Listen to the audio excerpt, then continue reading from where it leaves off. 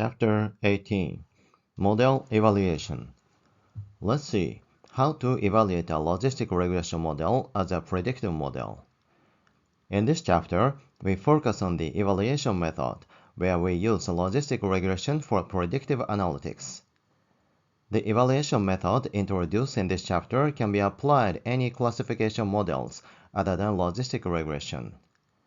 For simplicity, let's focus on a case of evaluating a binary classification model. For evaluating the performance of a classification model, a confusion matrix can be a powerful tool.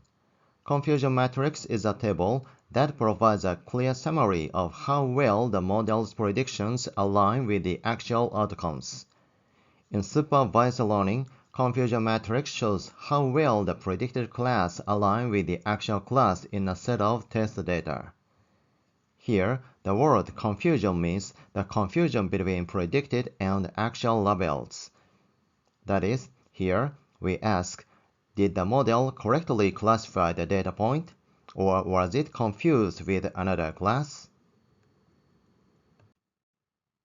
The key components of a confusion matrix are true positives, true negatives, false positives, and false negatives. True positives are cases that are actually positive and predicted as positive. They are cases where the model correctly predicts a positive class.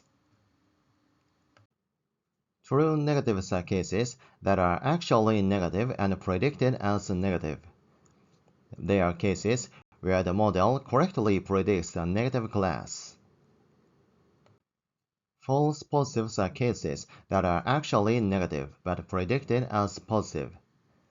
They are cases where the model incorrectly predicts a positive class.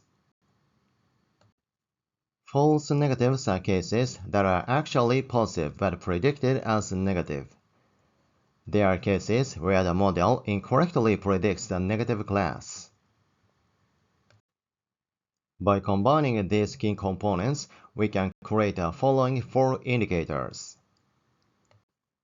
True positive rate is the ratio of true positives to the sum of true positives and false negatives, which represent the proportion of actual positives that are correctly identified by the model. True negative rate is the ratio of true negatives to the sum of true negatives and false positives, which represent the proportion of actual negatives that were correctly identified by the model. False positive rate is the ratio of false positives to the sum of false positives and true negatives, which represent the proportion of actual negatives that were incorrectly identified as positives. False negative rate is the ratio of false negatives to the sum of false negatives and true positives, which represent the proportion of actual positives that were incorrectly identified as negatives. The true and false rates describe the basic outcomes of a classifier's predictions. The true positive rate and true negative rate reflect the model's effectiveness for positive and negative classes, respectively. The false positive rate and false negative rate measure the model's error rates for each class. These rates are fundamental to understanding more complex metrics such as accuracy, recall, precision, and F1 score. Thus, in the confusion matrix, the upper left and lower right cells are the cases where the model correctly classified the data points. That is, true positive and true negatives are the cases where data points were correctly classified. Therefore, the ratio of the sum of true positives and true negatives to the total number of data points represents the proportion of data points that were correctly classified. This proportion is called accuracy, which is one of the performance metrics of classification models. Other than accuracy, there are various metrics we can use to evaluate the performance of a classification model. Specifically, we can evaluate classification models using metrics like accuracy, confusion matrix, ROC curve, AUC score, etc. Each matrix provides different insights. Let's break down each of the evaluation metrics. The most popular metric is accuracy. Accuracy is the proportion of true results among the total number of cases examined. Accuracy can be computed by this formula. Accuracy tells you how often the model is correct overall. Recall is the proportion of actual positives that were correctly identified by the model. It is also called sensitivity. Recall can be computed by this formula. You can see that it is the same as true positive rate. Recall tells you how many of the actual positives the model captures through labeling it as positive. Precision is a proportion of true positive predictions to the total number of positive predictions. Precision can be computed by this formula. It tells you how many of the positive predictions made by the model were actually positive.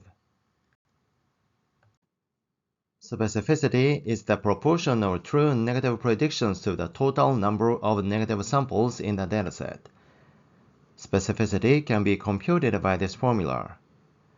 You can see that specificity is the same as true negative rate.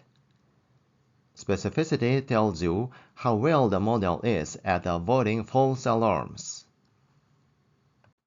Next, let's see the pros and cons of these metrics. Accuracy is simple and intuitive. It gives a quick indication of overall performance. Moreover, it is easy to explain to non-technical stakeholders. However, accuracy can be misleading if classes are imbalanced. So, why is accuracy misleading in imbalanced classification? As an example, let's see the results of the analysis that are represented by this confusion matrix.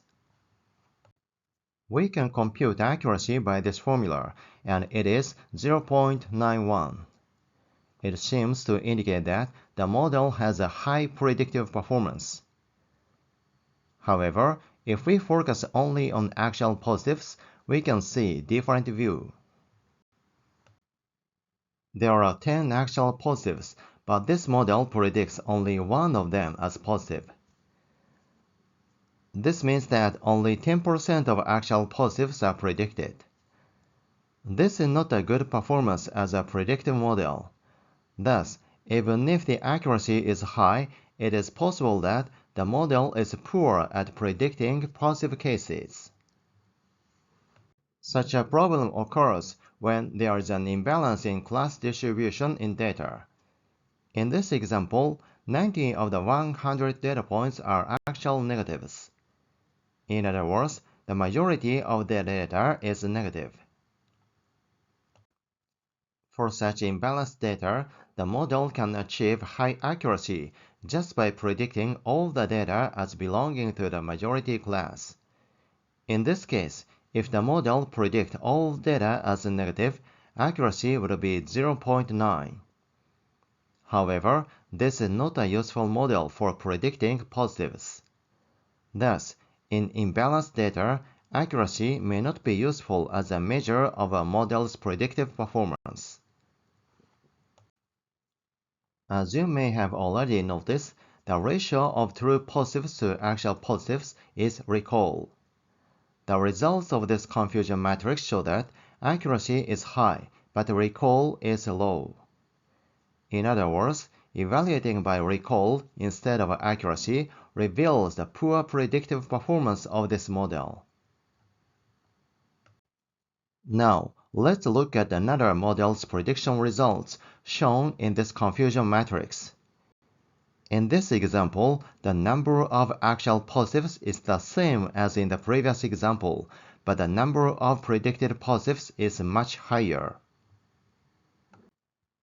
If we calculate the recall in this example, we get 0.9. This means that 90% of the data that is actually positives were predicted as positive, showing a high prediction performance. However, If we calculate the precision of this result, it is 0.1. That is, the percentage of data that is predicted as positive and actually positive is very low because the model predicts too many data points as positive. In other words, the model's prediction contains many false positives. So we can say that recall has the weakness in that it can be high even when the model contains many false positives. Precision focuses on the proportion of predicted positives that are actually positive. So, if the model output contains many false positives, the precision will be low. Let's see another case. In the right confusion matrix, precision is high. It is 0.83. However, precision does not consider false negatives. So, a model can achieve high precision even when it generates many false negatives. As we can see, the right confusion matrix contains many false negatives because the model predicted too many data points as negative. In such a case, the recall will be low. It is only 0.26. So, precision can be high even when the model fails to predict many of positive cases as positive. Specificity focuses on the proportion of predicted negatives that are actually negative. So, if the model output contains many false positives, the specificity will be low. Let's see this example. In the left confusion matrix, specificity is high. It is 0.88. Recall is also high. However, specificity does not consider how well the model correctly predicts the positives. So, a model can achieve high specificity even when it fails to predict positives. As we can see, in the right confusion matrix, specificity is high, but recall is 0. It is because the model nicely predicts negative cases, but it completely failed to predict positive cases. Thus, if predicting positive cases is important, specificity is useless as a performance metric. Let's summarize the pros and cons of and when to use of accuracy, recall, precision, and specificity. Accuracy is simple and intuitive. It can give us a quick indication of overall performance. Moreover, it is easy to explain to non-technical stakeholders. However, accuracy can be misleading if classes are imbalanced. So, accuracy is useful when the dataset is balanced and when true positives and true negatives are equally important. Recall focuses on the model's ability to predict positives, so it is very important in cases where missing a positive is costly, such as disease screening. However, recall does not consider false positives. High recall can be achieved at the expense of precision. Therefore, recall is useful when it is critical to capture all positives, even if it means tolerating more false positives. Precision focuses on the proportion of predicted positives that are correct. It is important when the cost of false positives is high, for example, in a case of spam detection. However, it does not consider false negatives. So, high precision can be achieved at the expense of recall. Therefore, using precision is appropriate when the cost of false positive is higher than a false negative. Specificity measures the model's ability to predict negatives. It is important when you want to be sure of a negative prediction. However, specificity does not consider false negatives. so it can be less useful when positive cases are the focus. Therefore, using specificity is useful when it is important not to predict false positives.